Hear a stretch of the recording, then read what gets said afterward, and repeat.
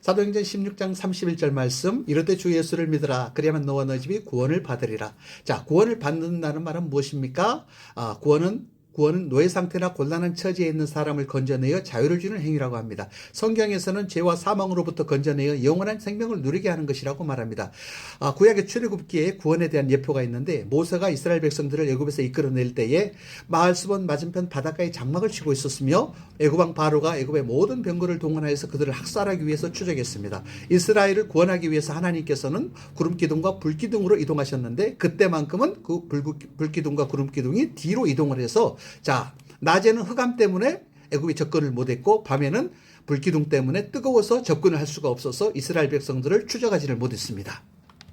그리고 마침내 하나님께서 홍해 바닷길을 열어 이스라엘을 건너게 하셨고, 애굽의 병거와 마병과 모든 군인들은 바닷물에 의해서 몰살당하고 말았습니다. 하나님께서 자기 백성을 위해 행하시는 구원을 여기서 보여주신 겁니다. 여기서 구원이라는 것은 죽지 않고 살게 하는 것을 말합니다. 그러면 죽지 않는다는 말이 무엇일까요? 인간에게 죽음을 피할 방법이 있을까요? 그러나 성경에서는 사람에게 죽음이 없다라고 말하고 있습니다. 죽음은 육체적인 생명을 두고 한 말이 아닙니다. 태초부터 사람은 죽지 않도록 만들어졌습니다.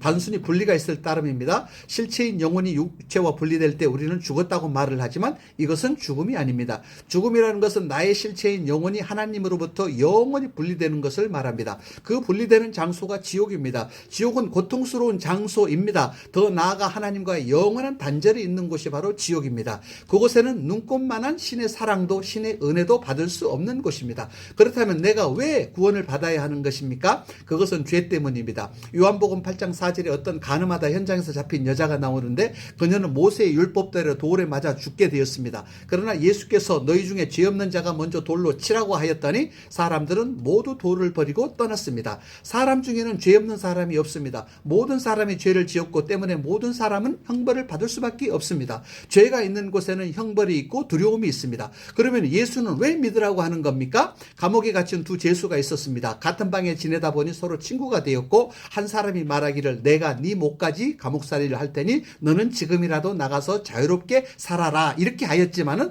이것은 누가 봐도 말이 안 됩니다. 설사 한 친구가 다른 친구를 위해서 죽어주더라도 안 됩니다. 죄인이 같은 죄인을 위해서는 아무것도 할 수가 없습니다. 죄인을 살리기 위해서는 무지한 사람이 있어야 합니다.